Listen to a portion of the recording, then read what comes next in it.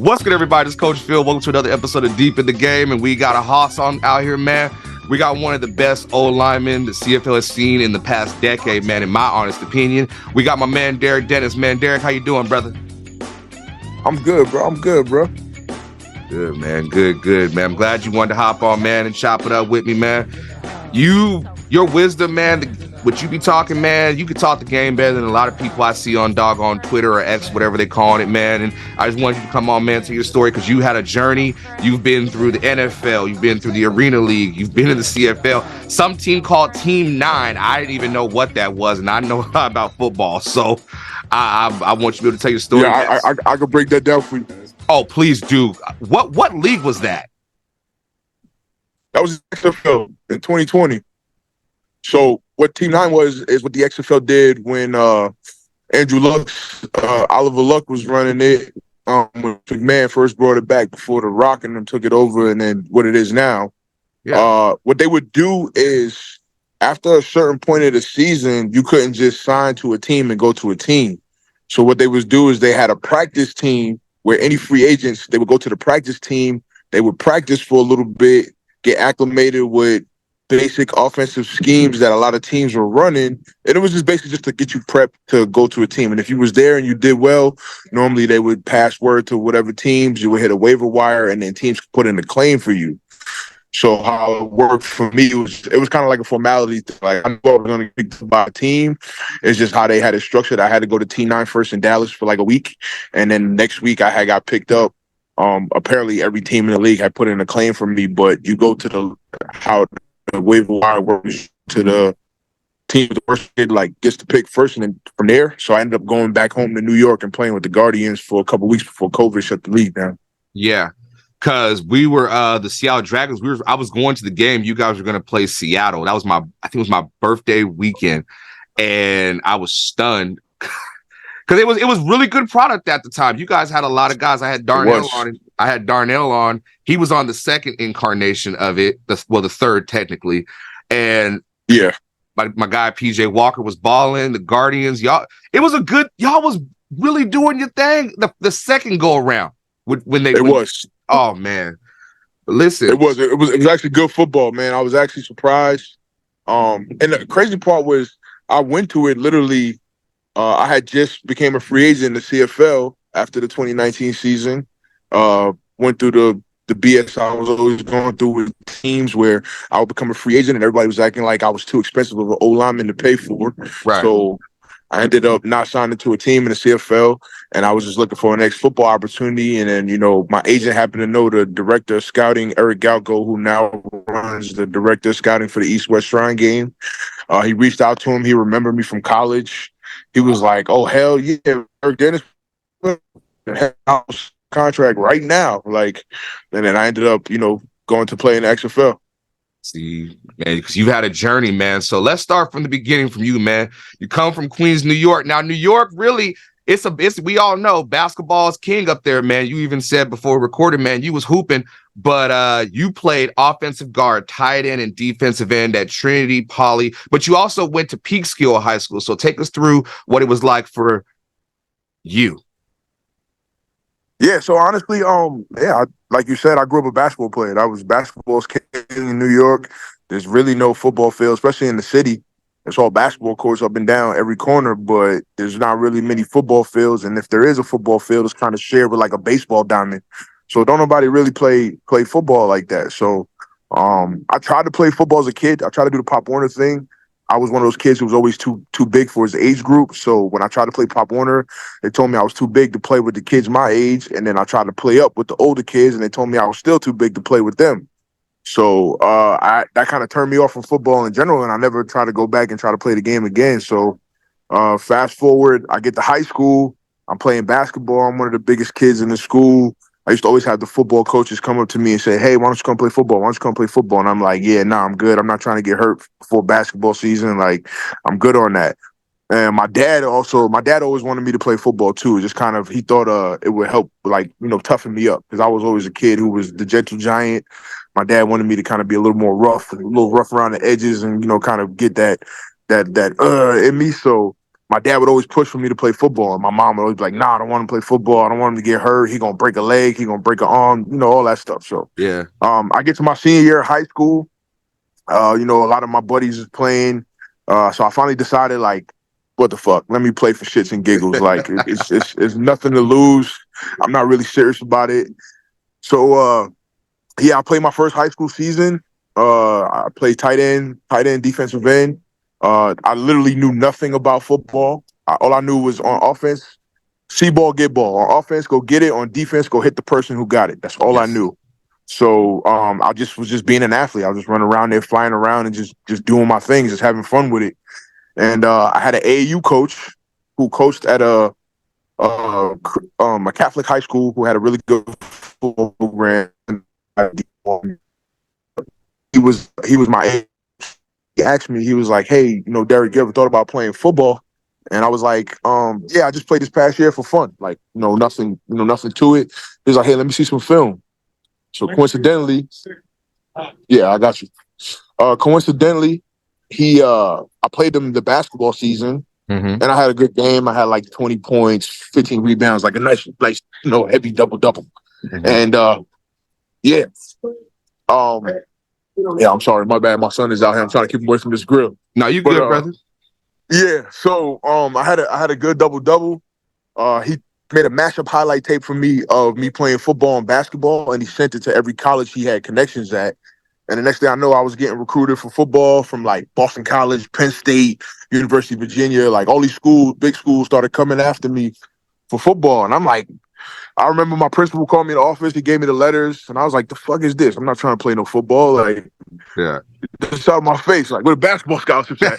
So 6'3", 345. I don't think there's a lot of guards that are 6'3", 345 unless you Barkley. Yeah. I mean, well, in high school, I wasn't this big. I didn't get this big until college because I never touched weights. I never lifted weights. I never, did none of that stuff in high school like a lot of dudes do. So I didn't really get into the weightlifting and, getting strong and doing all that stuff until I got to college.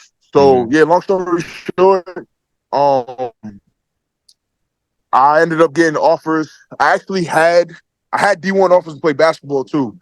And a couple schools was offering me dual scholarships to play football and basketball. But everybody kind of talked me out of it. I went to Trinity Portland to like kind of get my grades up because I wasn't serious in high school. I was a typical athlete. All I was doing was chasing chicks and trying to get some new kicks. Feel me? So I ended up going to prep school to get my grades up. Got my grades up, got my SAT scores up. I had college offers. My prep school coach talked me into playing football, and then kind of went to Temple, and the rest was history from there.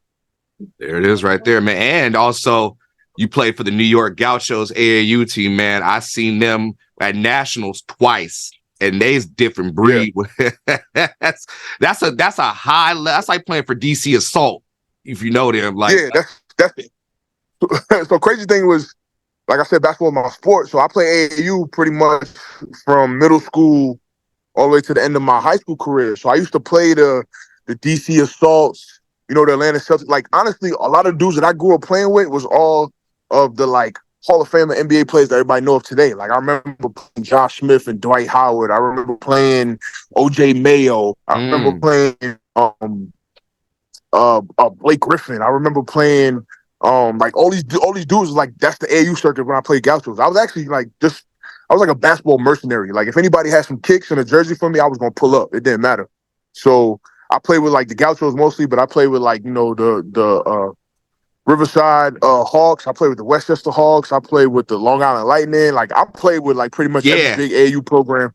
Yeah, I played with every pretty much big AAU program in New York, and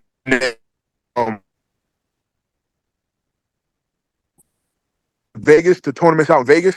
And I was playing with a team with each sneaker brand. So I was playing with Adidas team, I was playing with a Reebok team, I was playing with a Nike team, and all three tournaments in Vegas for like a week. So I was literally playing like 7, 8 games a day, just going from one gym playing 2 games, going to the next gym playing 2 games. Like, a lot of people, I tell people all the time, like, I haven't touched the ball in a while, but in high school, I was him. Like, I was nice. I was him. Get away from the grill. Yeah, I was him. I was him in high school. So and yeah, honestly, that it applied to me too. Like I Yeah. was a shooter. A lot of people didn't realize because I was big, I could handle. I had good foot speed. I was quick. My first step was lethal. So if I ever Oh, caught you in a nice stop, and I ever caught you in a nice stance, I hit you with a 3-point 1-2, cross you up, and I hit a three in your face like I was Steph Curry. Like I was like that in high school. So yeah, that's how I told you I had like 15 D1 offers. It was all mid-major, low-major D1 yeah. schools wanted me to play D1's D1. I don't care what nobody basketball. say. D1, D1. Yeah, yeah. So like that's really like my whole coming up and why I was actually to be a really good offensive lineman is because of my background in basketball. Like I even tell people too in high school I played lacrosse too. So I was a three sport star in high school. I played football, basketball, and lacrosse. Dang. And you was Jim everything. Brown. I was like Jim Brown back in the day. You know Shut up. All right. So, what I mean? so you went to Temple, man, and played right guard freshman year. Had a good start, man, and you also did the East West Shrine games. What was it like playing at Temple? I had Eric Lofton on. He went to Temple as well. He told me Yeah, my great young things. boy. Funny, That's my funny young dude. boy, man. What was it like playing at Temple? He Elof was a freshman my senior year. So he was one of the Oh, young linemen coming up behind me. So dang. yeah, I know I've known E for years. Like that's my little brother right there. I'm when he came up to the CFL every game I would see him, gave him a big ass hug, told him I was happy for him, I'm proud of him. Like, he finished his career well at Temple. And I like to think, because I was one of the OGs that, I kind of set that example for him. So Temple it was different. Part of the reason why I went there was because being a New York City dude, when I got to Philly, it kind of felt natural to me being a urban city that's, a little mixture of both. And then Temple was smack dab in the hood. Like we had crackheads on campus. Like it was crazy. Like Temple's in North Philly. And if you ever been to North Philly, that's baby Iraq. Like it's crazy out there.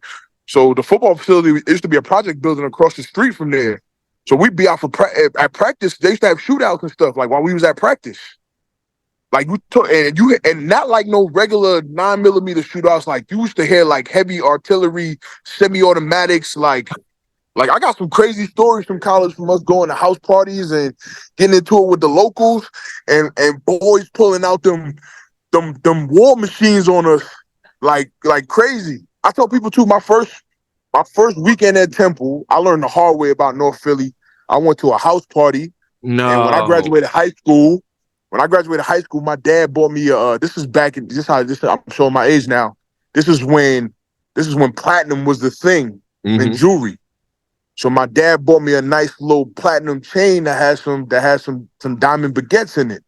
So that was my graduation gift. You know what I'm saying? It was his chain. He basically gave it to me as a graduation gift. Like, here, you graduated high school, you're going to college. I was the first one in my family to go to college. So, my parents was all elated. They was happy. So my dad gave me the chain. So boom, I get to college. I'm trying to do my thing. I'm trying to show the ladies I'm from New York. New New York. Yorkers, we always gonna remind you where we from. You feel me? So it don't matter where I'm at. I'm gonna let you know I'm from New York. You a dame, you a Dame Dash ass dude. You a So quarter water. I He go said to you a quarter school. water. All right. Yeah, that's me. I grew up on quarter waters and $2 50 turkey sandwiches from the corner store. Oh, he So real New York, New yeah, York. I'm real New York. Yeah. Yeah. I'm not New York State. I'm New York City. There's a difference. Oh, there's a difference. It's a difference. If you from Buffalo, you from New York State. You not don't tell people you from New York. You tell them you from Buffalo. He said I'm Only not the from only people that's allowed to Brownsville. say I'm from New York. Yeah, you got to be from one of the five boroughs and say, yeah, I'm from New York. Like you hear, yeah, I'm from New York. If you from Buffalo or Rochester or you from there, you're not from New York. That's Canada basically. So, What happened at this house so party? yes. That's so. Yeah, I get to college. I wear my chain on, go to the house party. I'm trying to pull up on the ladies, whatever it is, right? So I, leave the party. I'm walking back to campus. So the house parties, they're a couple blocks away from campus. And how Temple used to be structured is you go 2 blocks in any direction, you in the trenches.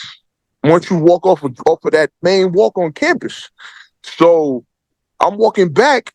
It was a bunch of dudes on the porch. I'm walking. They could tell I'm a little tipsy. I'm by myself. I walk under the street light. They see a little bit of twinkle.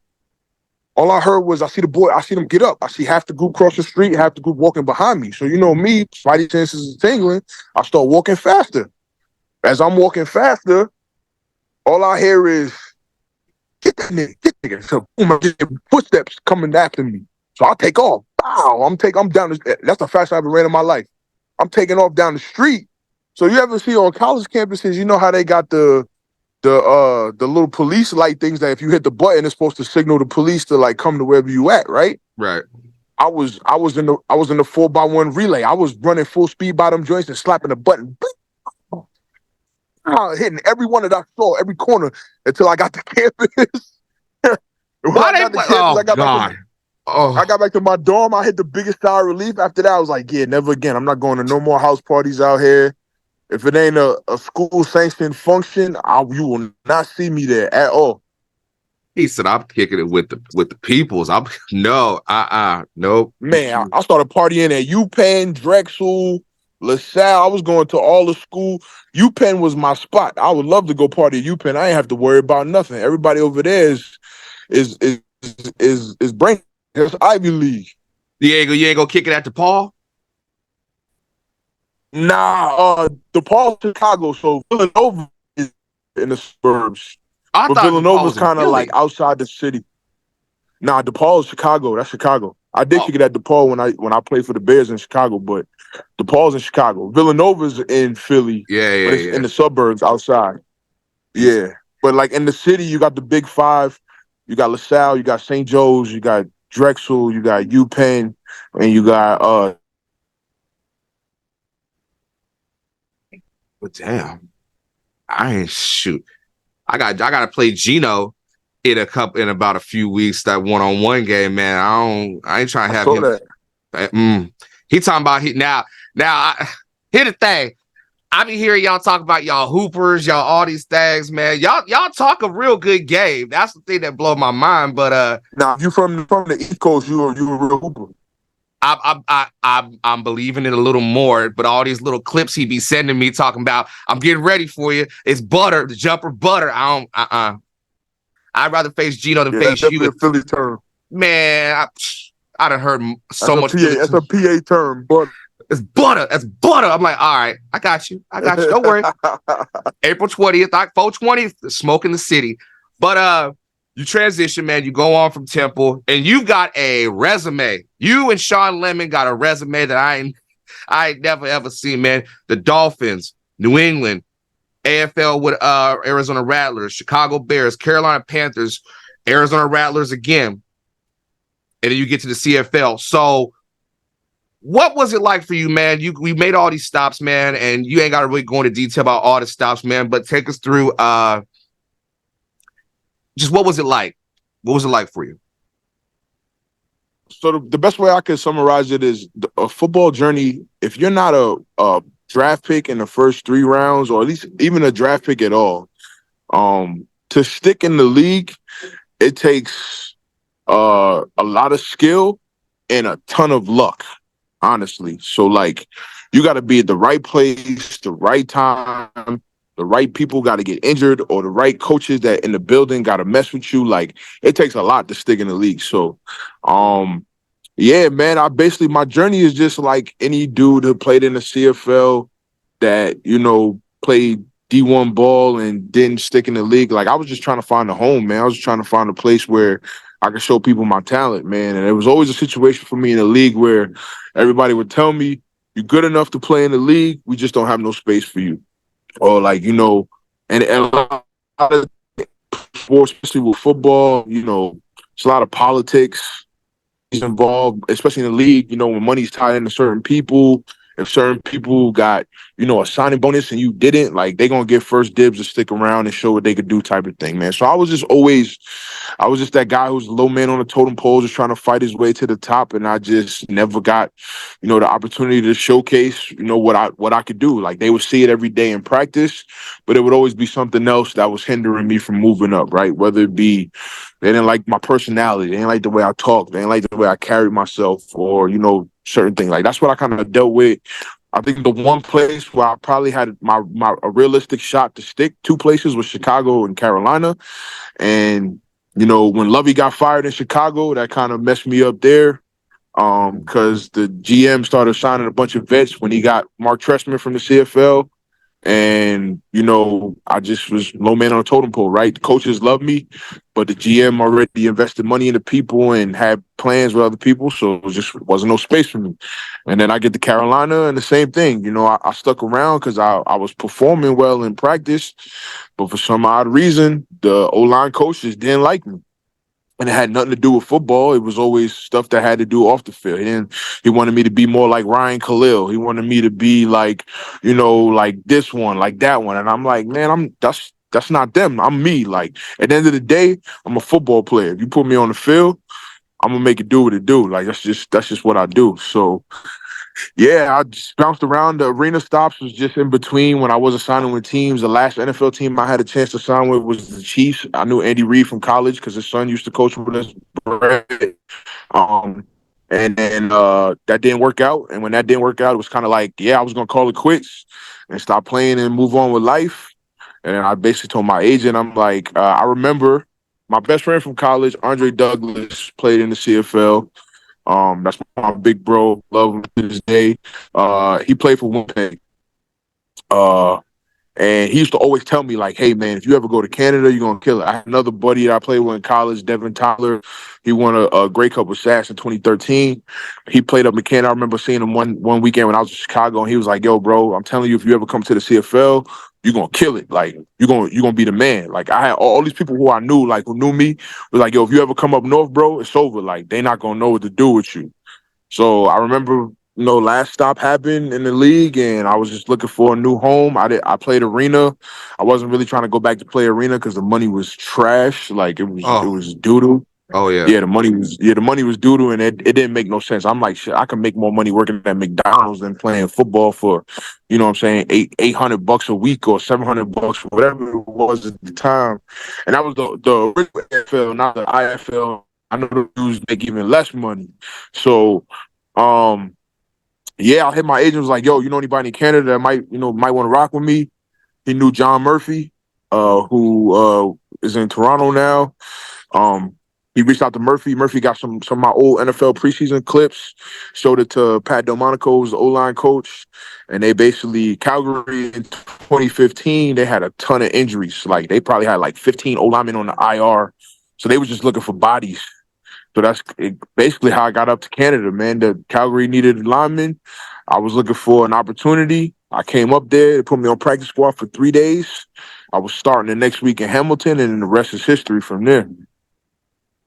Yeesh, man, you went into that one because a lot of people, they think, oh, it's a 2-3 years and you're out of there, but you were able to parlay that into a very, very nice career, man, with especially your breakout season being 2016, where you helped, let me make sure I say his last name correctly, Jerome Messam. Yes, sir. Jay Messi. Jay Messi for leading rusher for 1,198 yards, and you won CFL's most outstanding offensive lineman. Now, that award has been dominated by my man Stanley Bryant. Shout out to him. But what I see both of y'all, it's similar. It's very similar what I see in y'all. So what was it like winning? Yeah, no, you're right. What was it like winning most outstanding offensive lineman? You want me to give you the real, or you want me to give you the generic? It's deep in the game, brother. We all about the truth here. Tell it, brother. All right, so the real was, I knew I was going to win it because I came up in 2018 and I played those 5 games, and I used to watch film and all the linemen. I said, can't none of these motherfuckers hold a candlestick to me. Honestly, I already knew before the season started I was going to win it. Yeah. I already knew it was in the bag. I just knew as long as I played every game and I started, everybody was going to see it, man. And honestly, it was easy. Like it was easy, to be honest. The thing that made me such a good football player is that, like you said, I'm smart, and like I study the game. I got a photographic memory. So if you show me something one time, I know it forever. And then once I do it, I know how to do it better than anybody else. And that's not, I mean, some people used to always come across like, everybody think I'm cocky. I'm not cocky. I'm just a supremely confident person in my abilities and what I can do. So people who say you're cocky, that's because they are jealous of the fact that they don't have that confidence in themselves. So, yeah, so that's just me. Like, I don't never down nobody. A lot of guys think they think I'm a hater or they think I'm certain stuff, but nah, I just keep it real. Like, if I don't think you good, I'm gonna tell you to your face, I don't think you good, bro. I'm not gonna sit here and try to be buddy buddy and say, oh yeah, hey man, you're doing really well, like, and try to be like, I'm not a fake person. I'm gonna keep it 100. If you a player, I respect you. I respect the grind. I know what it takes to get to this point. I respect all that. But if I watch your film and I could point out everything that you're not good at, I'm gonna tell you, bro, like, nah, whoever told you was the man, they lied to you, bro. You trash. So that's kind of the way I guess I rub people wrong in that sense, because I'm gonna tell you the real. I'm one of those people that I ain't gonna lie to your face. I ain't gonna tell you what you want to hear. I'm gonna tell you the truth. So when I came up, I was on Twitter just talking my jazz. I would tell D Lineman the whole week before the game, I'm gonna bust your ass. And then I would come to the game and I would bust their ass. That's just what I did. So people just saw me do that and they was like, oh, this dude's cocky. Somebody needs to humble him. And I'm like, who want to do it? Ain't none of these dudes can't fuck with me. The only dude who was good enough to even give me a run for my money was Charleston, and we was on the same team. And then when I finally did play Charleston, everybody gonna say that year I had in SAS was, I had a down year, blah, blah, all that stuff. That was just a narrative that was spit by Jones and them, because they just, again, certain people just can't take my personality and my demeanor. It just rubs them the wrong way. Right. So, yeah, Charleston he did have a good game, don't get me wrong, but he didn't beat me for none of those sacks. He beat me for a pressure. He did have one pressure on me, and it was a sweet move. He hit me with that spin move when my man came to chip, and I told him after, I said, bro, it was nice. Like, you caught me. I'm not going to hold you. He didn't get a sack for that play because Kevin Glenn threw the ball out. The one sack he got was on the running back. The second sack he got was when Clay Brooks used to run this odd defense where he would put the defensive end that linebacker, and the quarterback stepped up and he got the sack. And then the other one was on the right tackle. So my thing is, when he hit that halftime speech and was like, yo, I'm out here busting these tackles' ass, I'm like, bro, if you look at the YouTube clip, it's 2 clips. It's 2 clips. Oh, I know. It's a less than 15 seconds. Y'all had, first of all, let me just say this. Let me add this to this, what you said. I done gone back and forth with a lot of folks on Twitter about certain things, like talking football, and I'm with you. You can't fuck with me when it comes to talking about football. But you, that was one of the best back and forths I've had football-wise in years. Because I was like, all right, I'm gonna be respectful because dog, he liked that. And I heard about you. I'm like, all right. I looked you up. I was like, all right, bruh's legit. All right, I'll respect. But when we were talking, it was like, dang, I can hold my own a little bit. I'm kind of smart. And then Charleston had to hop in. And I was like, all right, this is above me. I'm out. Yeah. He put up, you said, I remember you said, we could show the clips. And he posted his clip. Yeah. He posted Jordan. I was like, dang, this is deep. Yeah. So, you know what I'm saying? I went through a lot. With that because everybody was, when you hit the top of the mountain, it's like Tigers would say, these niggas prayed on my downfall. So they was just waiting for me to have a little bit of, a little bit of a bad, whatever. And everybody was, oh yeah, he not like that. He only good in Calgary, da-da-da. So I'm like, yo, if you really watch the film and you watch me play, I didn't have a bad year. One, the offense was terrible. That offense was terrible. Like when I tell you schematically, conceptually, rule-wise, it was a high school offense. Like, and you trying to run a high school offense with pro concepts and pro football, it just don't work. We had a new offensive line coach who never coached in the CFL, so he was teaching U.S. stuff to play in the Canadian game, and a lot of that stuff just doesn't translate well, man. You see it all the time with ex-NFL guys who come to the CFL and they just don't do well, right? Because if you try to do that American stuff up there, it's just not going to work. So, yeah, man, it was challenging for a lot of different things, just dealing with a different coaching staff, different people, all different types of stuff, man. But I mean, I they let me go. I went back to Calgary because I knew the people, I knew the circumstance, I knew who I was getting coached by, I understood everything. So it was just more like I know the situation I'm getting into, so let me just go back to what I know and where I know I could be productive type of thing. But yeah, man, honestly, the CFL was easy for me, bro. I really didn't have to try hard. I had a great O-line coach who prepared us really well every week. So once I was able to understand the cerebral factor of the game, it made it much easier to play because I knew what was coming. I knew how to handle it.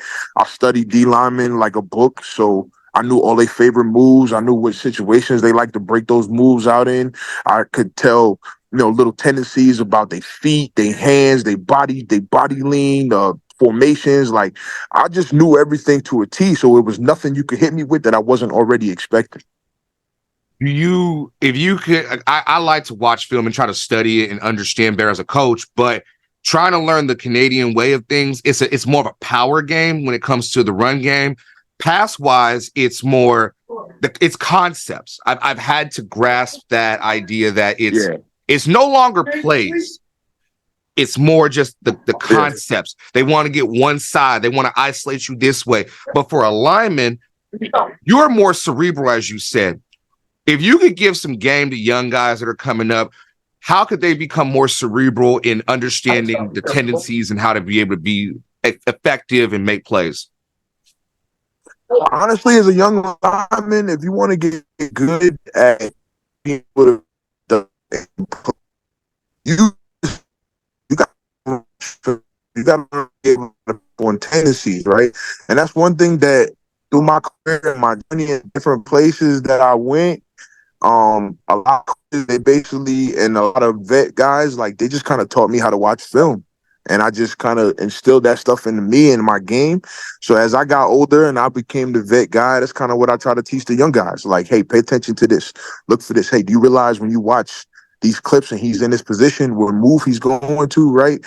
That's how you able to be a really good lineman, right? Because honestly, football is 95% mental. It's 5% physical, right? It doesn't matter how big, how fast, how strong you are. If you don't know how to play the game technically sound and you don't understand what's going on around you, it's going to be really hard to show people your ability and what you could really do. So, I always made it like kind of second nature for me, man. Like I knew a move was coming. And I always tell people playing in the trenches is like a chess match, right? You ever play chess, right?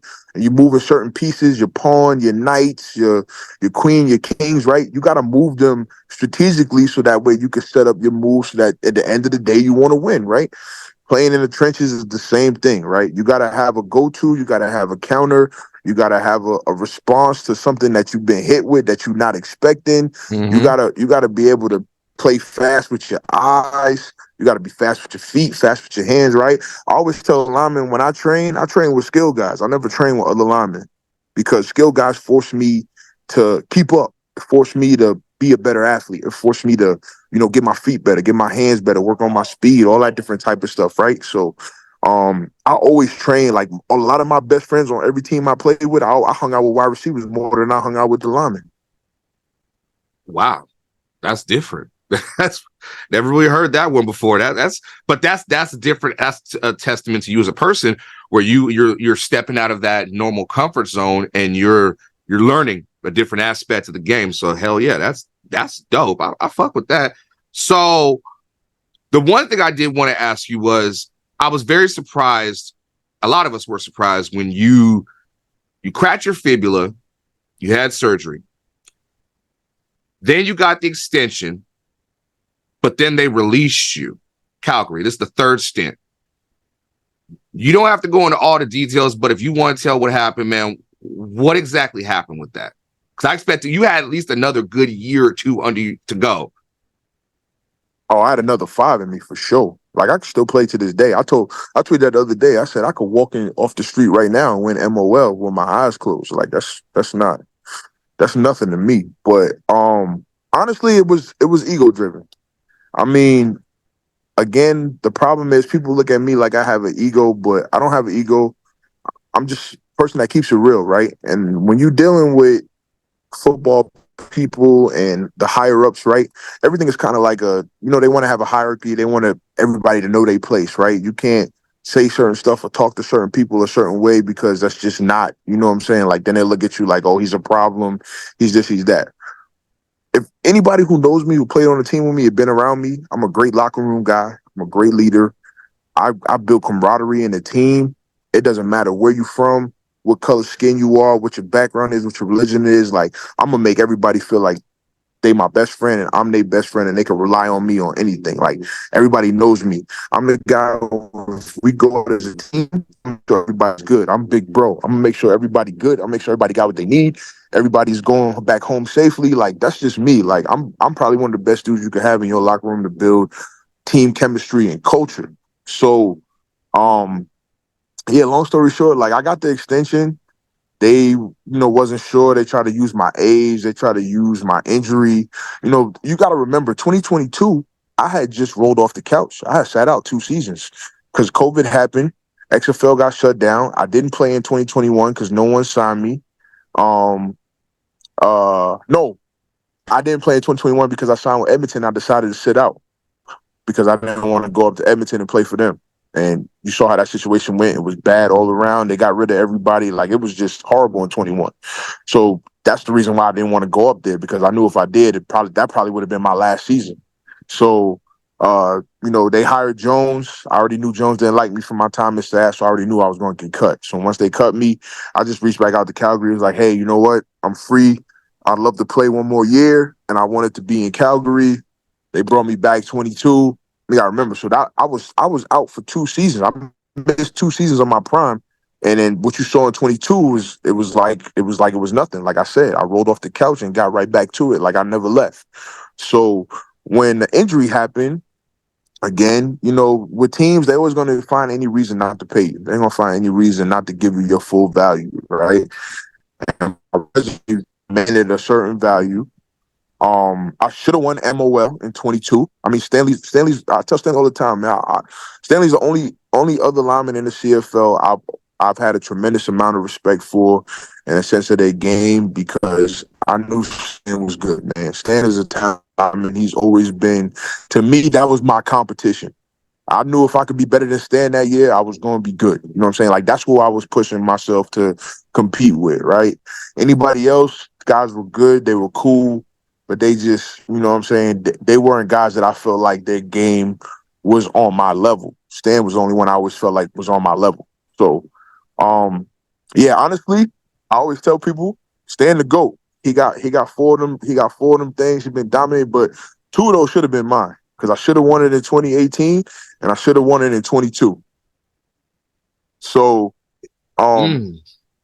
yeah. So honestly, because we had similar 18, we had similar stats, similar pressures, similar sacks given up. I played on the better offense. My quarterback had a deeper average of targets, so because we threw nothing but deep balls, Bo Levi. Oh yeah. So to me, yeah. So to me, I felt like I should have won it that year because I played in a much more complex offense in the sense of what was to be done. So I felt like that should have kind of gave me the overweight, right? And I remember that year was another lineman, Sir Vincent Rogers, who's another dude who I ain't gonna get into. He went on Twitter and was kind of ranting like, "Oh, I want to see the numbers." That's when everybody, Derek Taylor is always known for the numbers and putting out what it is. And again, I love DT. DT does a great job. He does a lot. He does a lot more than what the common media guy does or knows. So I've always had a tremendous amount for DT, but DT kind of put out something where all of us had similar numbers, right? So Vincent went on a little rant, and then he ended up getting the all-star nod over me. So me and Stanley was the 2 West tackles that year, and then Sir Vincent was in the East, and then he ended up getting the CFL all-star team nod over me, even though my team won the Grey Cup that year. We had the best offensive line with the least sacks amount of giving up, and we had Foster and Don Jackson. So honestly, in my opinion, like that could have went any other way. You feel me? So, yeah, I feel like I could have had in my 6-year tenure of my 6 seasons that I actually played, I probably should have had 3 MOLs and then been an all-star mostly every year except for 2017. Because you got to remember, like my CFL career wasn't as long as some dudes. Stanley been in the CFL his whole career. I came late. I had 3 years in the league. I was bouncing around other leagues and stuff. Like, honestly, if I had went to the CFL out of college, should I probably be in the same conversation? You know what I'm saying? I might even be the GOAT. You know what I'm saying? So that's how I feel about, my level, my play, and what I brought to the game. So yeah, I just, honestly, yeah, so I just, I got back to it in 22. I signed with Calgary or whatever the case may be. They basically didn't want to pay me what I asked for, and I didn't ask for much too. And you got to remember too. Okay. You got to remember too, I got a family. Like, I bought a house during the pandemic out here in Arizona. I got 3 kids. I just had my third kid during the season. Like, I got people who depend on me to take care of them, right? So I was just asking for a certain, amount of money. And I'm not one of those guys so I could take my family to Canada. My wife has her own career here, here in the States. My kids was in school. Like, I pretty much settled here in the States, right? So I couldn't just uproot my family and just bring them to Canada, right? And a lot of times teams be wanting to tell you, like, if you got a family, oh, just bring them with you. And I'm like, I'm not in that situation, so I need the money to be able to take care of my family while they home and I'm up there doing what I got to do. So they wasn't trying to give it to me. What happened was I actually called them before, like 3 months before camp, and I told them, like, yo, listen, I thought about it. I'm probably not gonna play. I was working a job, so I always work jobs in the off season so I could, Yeah. like, take care of home and stuff. Because as a CFL player, you making money during the season, and the off season comes, you don't have nothing. And the Canadian dollar is ain't worth shit here in the U.S. What's going on? Yeah, it ain't worth shit, man. So honestly, a lot of us don't make enough money to, survive a 6 month off season. So you got to work a job. You got to find different ways to make bread. So I was working a job. I was making good money. I was making more money than I actually was playing. So I basically told him, like, hey, I got a good job. I got benefits. I'm here with my kids. Like, I think I'm just gonna, call it quits. I know you guys are looking for me to come play, but I extended the courtesy and giving them a heads up, like, hey, I'm not going, so that way you could, find somebody else or find, the case. So I guess they told me to wait. They told me to, hold off. Man, I even had Huffnagel Huffnagel came to Arizona and had lunch with me to talk to me about it, like, try to convince me to come up and play. All the time, oh, you signed the contract, and I'm like, so what? You can cut me whenever you feel like it, and I don't make any money. So why is it as a player I can't decide that I don't want to play just because I signed the contract? You know what I'm saying? So I think they had a little bit of animosity towards me for that. And then when I showed up to camp late because I had, pre-planned my daughter's birthday party. My daughter's birthday was Mother's Day weekend. I wanted to make sure I was here for my family, for my wife and my daughter, because Mother's Day and my daughter's birthday is that same weekend. So I just, I told the coaches, like, hey, listen, I'm not gonna show up to camp on time because I got pre-stuff planned. I got to be here for my family. Our coaches love to always preach family first, family first. Family's important, right? So they kind of held it against me that I wanted to come to camp late to be home for my family. And then when I showed up to camp, they was telling me I had to compete for my spot. And I'm like, I was an What? all-star last year for you. Yeah, I was an all-star last year for you. Why do I have to compete for my spot? So, yeah, man, like, it was a lot of BS, bro. It was a lot of BS. So they basically made it seem like I wasn't secure. My spot wasn't guaranteed. I had to work hard for it.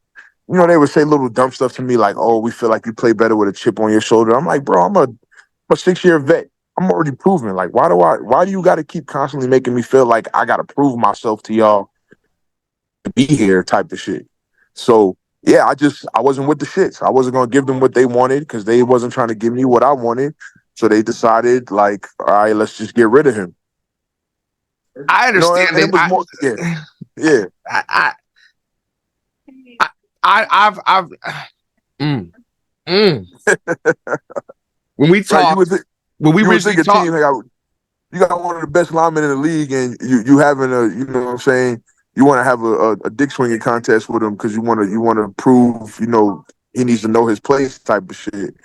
So I guess they figured they made me, so they figured they could, break me. And then what made it worse was, when other teams see that, they see a team that you're really successful with, and they constantly don't want you, it makes people question, your right, character, who you are, what you bring. Are you a locker room cancer? Are you all this stuff, right? And that's not me. I'm not right, that person at all. right. So Yeah, that's why I would reach out to other teams and they would never text me back, or they would just say, "Oh, hey, yeah, we'll keep that in mind." And you would think a team have an opportunity to sign a player like myself, they would pounce on it. But you know what I'm saying? I don't know what was being said in those doors that in the rooms that I'm not allowed to be in. So yeah, I just decided to retire and just be home with my family. Wow. Uh it's a dirty ass business, It football. is, man. It is, man. And honestly, I always thought I was on, like you said, I was on that par with Stanley. I would get, and I think that's what makes Winnipeg such an enticing place for people because they treat their players like people, right? They care about them. They care about their families. O'Shea is a player's coach. He's built a culture where guys feel like this is where I need to be. And they take care of their guys. The guys who've given them so much, who played well for them, they make sure they're well compensated, right? And that's just Calgary was never one of those teams. So You know what? I'm just gonna say it. I'm just gonna tell it like a TI is. That's bullshit to me, number one. Number two, do you feel like you mentioned that because you're confident and you're you, unapologetically you, do you feel always. like it's a double standard if, say, for instance, Bo, not knocking Bo, love Bo, Bo's good people. If Bo, No, he is. That's my guy. but did you kind of see the writing on the wall, the way they were treating Bo? And did you see that as Yeah, like, they gonna do absolutely. the same thing to me? I mean, honestly, that's what everybody sees. I mean, honestly, I think part of the reason why Calgary had such a bad year last year is because when they cut me, it destroyed the locker room. Like, dudes was like, yo, why they getting rid of you? Like, why they cutting you? Like, and on top of that, you know what I'm saying? Dudes like, they don't got nobody to replace you or give what you give. Why would they even do that? But it was an ego thing. Like, it was a I don't know if they didn't like the fact that I knew that they needed me more than I needed them type of thing, or who knows exactly, right? Coaches, they ain't never gonna go in the media and keep it real and say, hey, we cut this dude because we don't like the way he talks to us, or we don't like the way that he talks back to us, or what I'm saying? Like, I'm a grown man, 30-some years old. I got 3 kids at home. You're not gonna talk to me like I'm a little boy. Like, you're not gonna talk to me like I'm not another grown man with a family to provide for, right? Like, that's just my thing. For me, respect is earned, not given. So, like, just because you have a title over me don't mean I gotta respect you. If you don't treat me with no respect, I'm not gonna treat you with respect. It's just that simple. So Did you have any yeah, conversations man, with Dave at all? Dickinson? I Did you have any? did. I had conversations with everybody, but I think that's what it was. I think it was a group effort. I think everybody started realizing that I wasn't believing the token phrases, what I'm saying? Dick used to always like to come up with these token phrases. And I think one of them, I think the one he came up with that year was partly because of like what I was doing in the off season. I think his token phrase was "we before me" type of shit. And I'm like, okay, like, wins and championships is cool, but they don't put clothes on my kids' back. They don't put food on the table. They don't keep my lights on. They don't keep my heat on. They don't pay my mortgage. You know what I'm saying? Like, I don't care how much we win and how well we doing. Like, if I'm not making the money to take care of my family, then what am I doing this for? See, and So that's a culture thing where they've had such success since the 90s and going through the 2000s and then all that. It's that patriot way of, we've done this so long. yeah, we could find somebody to replace you, right? But honestly, when you get really good players, like, think about the Patriots. Do you think they could have found another Gronk? You think they could have found another Brady? You think they could have found another, you know, Gerard Mayo, or, what I'm saying, the guys who were generational talents for them, right? Like, because honestly, if we keep it funky, I was a generational talent for Calgary in a short time frame. Like, I was voted by TSN as uh one of the top tackles for the decade, for the decade I played in. I only played 4 seasons in that decade. Damn. You Well, know damn, what I'm Shaq. saying? Making that what was Yeah. the 75 in 4 years. Yeah, like they only played 4 years. I made the 75th, the 50th anniversary. Like Yep. that's that. I didn't even know that. Power to you, brother. But Yeah. So that's like my thing. It's like it's constantly people see the talent, people see the level of play, but I wasn't getting the respect behind closed doors. You know what I'm saying? The same respect that I was getting from other people, right? So that's just like for me, I love the game of football. I love playing football. Um, I'm a teacher. Like I love giving knowledge. I love, imparting what I know to other players so that they could be, like me, part of the reason why I do what I do, like we're trying to help young linemen and training and trying to do my own line summits for CFL guys is because I feel like knowledge should be passed on. It's not meant to be kept. Like I was never one of those vets that was like, oh, you here to take my job, so I ain't gonna help you get better. Like, no, I didn't care. If you was better than me and you could take my job, take it. Simple as that. Take it. But like I'm a competitor.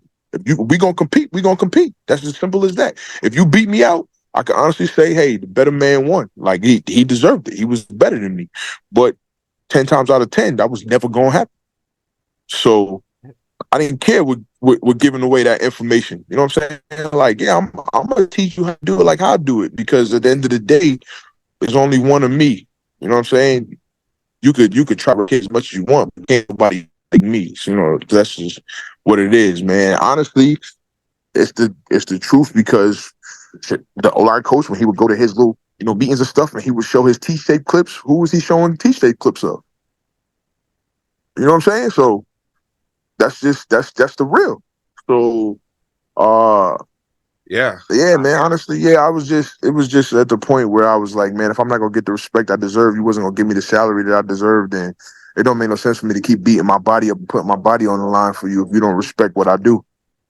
see, that's it right there, brother. So I'm glad you were able to transition from that, man, because that was a tough situation. When we first started, when I first spoke with you, it was like, dang, that was surprised that they did that, and coming off of them releasing Sean and them releasing you, and then the Bo situation. It's like, dang, they cleaning house.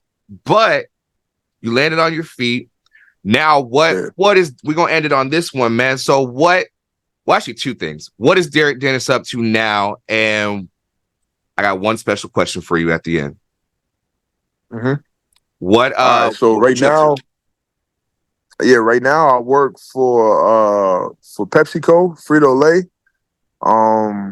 I'm actually in like a supply chain leader designate like thing. So I'm basically being groomed for upper management and inside Pepsi, the company. So my plan is to, in the next couple of years, eventually work with the Gatorade division and kind of get back into, being around sports and doing that type of stuff. And uh Gatorade is a well-known brand that's gonna, put me in that arena and that type of thing. And then I do the little lineman stuff on the side. I spend a lot of time just, there's a ton of young athletes out there who always want advice and want to get next level and learn.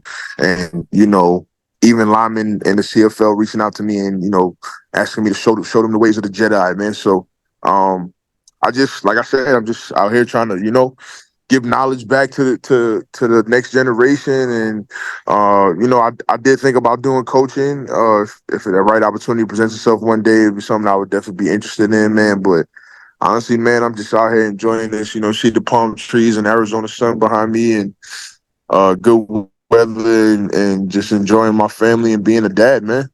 Hey, that's what it's all about, brother. I'm happy for you, man. And I'll say last question, man. Since it's all said and done, man, do you feel like you fulfilled everything in your career and no regrets? You left it all out there, or you got any resentments? Nah, man, I don't. That's why I was kind of cool with retirement. I mean, like I said, in a short amount of time, I did borderline a Hall of Fame resume in a short time frame.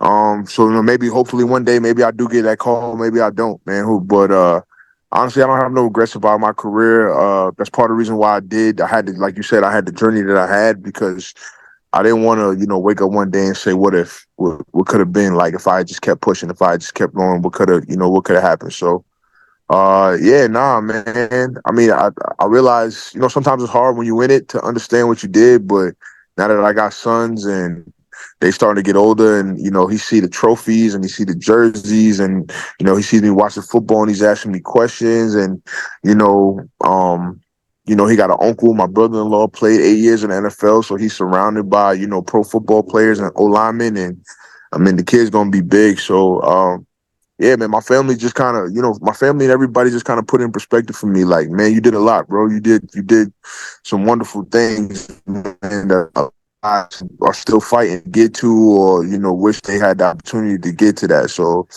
yeah, man, I don't feel like I missed nothing. If anything, me keep playing was just me being greedy and just kind of solidifying the Hall of Fame resume so that I could get a bronze bust one day. But I mean, yeah, I don't have no regrets about nothing, man. I left it all out there on the line. It's one thing, that I always prided myself on that nobody could say anything about me was that I didn't play my ass off when I walked in the white line. So, yeah, man, I'm good.